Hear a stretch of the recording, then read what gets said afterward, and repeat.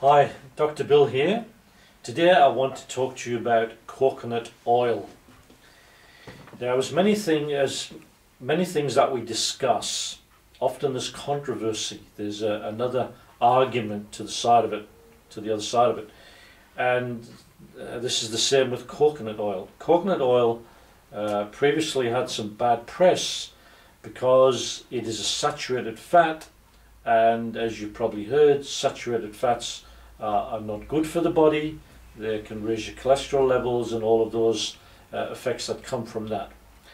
The thing which you're not told is that coconut oil is what you call a medium chain fatty acid, not a long chain fatty acid. That probably doesn't mean very much to you, but what it actually means in essence is that the medium chain is actually very, very helpful to your body. Also, according to the research that's been done, and this is in a book you can look up called The Healing Miracles of Coconut Oil by Dr. Bruce Fife. If you look up that book, he has a lot of documentation, a lot of references on the research that's actually being done with coconut oil. And they found with their research is that it actually lowered cholesterol. And we'll look at that in just a moment.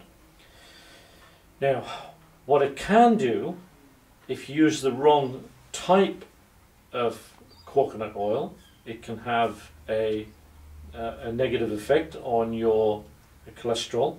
But if you use the right kind, the pure virgin coconut oil, then you don't have any problems. So just make sure you get the pure virgin coconut oil or extra virgin coconut oil, such as that. Get it from a good source.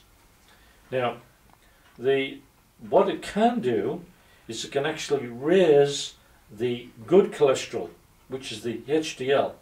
So to say that it raises cholesterol, it depends on which of the cholesterols it raises, whether it's the good or the bad.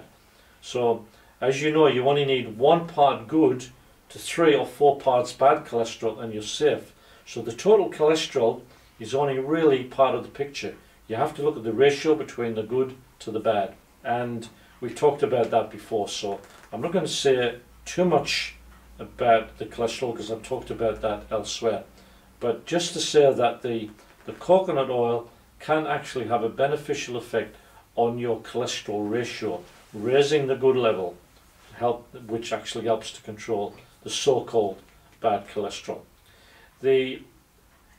What it actually does, what I like about the coconut oil, is that it doesn't require the activity of the gallbladder and generally not the pancreas to be able to break the coconut oil down to be absorbed and used.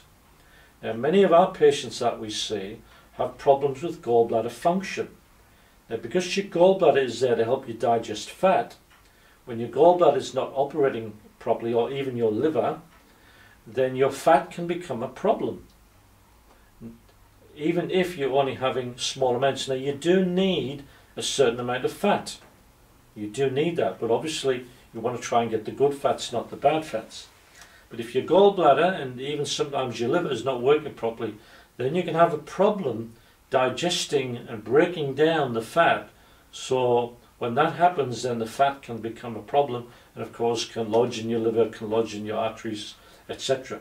So the function of the gallbladder is very important. So if you've had your gallbladder removed, as many of you will know, then such things as chocolate and cheese, because they're high in fat, and of course fatty meats, the pig meats, can be a problem for you, because your gallbladder, even though the liver secretes bile, your gallbladder stores it and concentrates it. Now when you eat fat, it releases the bile to help you break it down. Bile is like soap.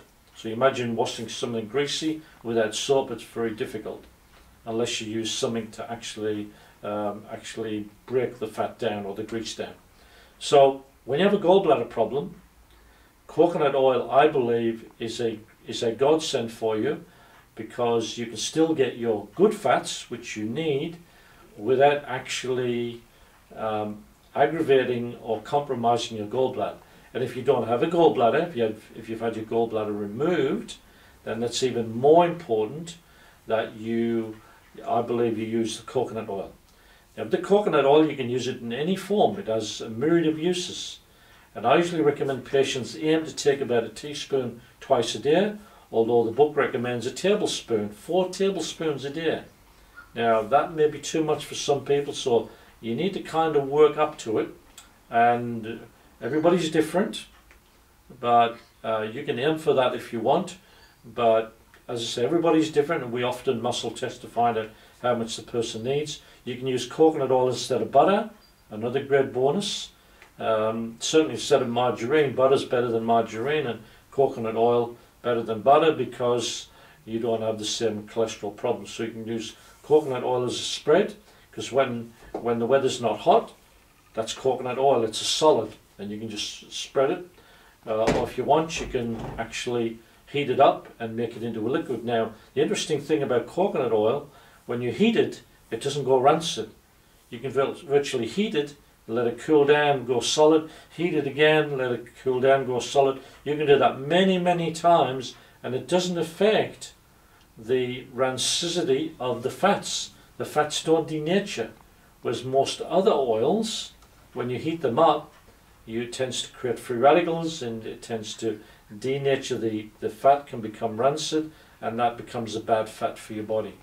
So that's another ideal thing with coconut oil. You can use it in your cooking, because when you heat it up, as we said, it doesn't actually denature the fat itself. You can use it on your body as a moisturizer. You can use it to some degree as a sunscreen. That's a little bit controversial. People believe you put oil on your skin, it makes you fry, and some people find that the coconut oil doesn't work for them. So just be a little bit cautious. The research claims that you can use coconut oil because all the natives use it as some preventative, but I think depending on what kind of skin you have, you need to be very careful with that. Obviously, if you're a native and you're used to being in the sun, you've got nice olive skin, you know, you're probably the odds are in your favor. But if you're very fair skinned, you know, I'd be very careful how you use that. But certainly as a moisturizer, you put it on your skin. So, yep, many uses.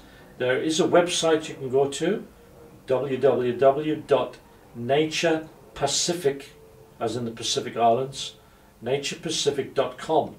If you go to that, there's quite a bit of information on that website. Also, they will allow you to download a free book which gives you more information on the coconut oil. This is just a brief summary to get you interested and to encourage you to do a little bit more research yourself and start using good quality coconut oil in your diet. And some of the other benefits from coconut oil, of course, being a moisturizer, it can help your skin. Some people have found that it actually gets rid of sunspots or even warts, but as in lots of things, it can work for some people, not for others. My wife did have a spot on her chest, in the side of her nose that she was going to get cut out as skin cancer, and she believes the coconut oil has actually gotten rid of that, which obviously she's very grateful for. So yet other spots she's used it on, it hasn't worked at all. So you'll hear many miracle stories about many things, and it works for some things and not for others, works for some people and not for others. So keep that in mind, that whenever you hear all these claims, that it doesn't always work for everybody. So I hope that information has been helpful for you. I'll talk to you again soon. Thank you.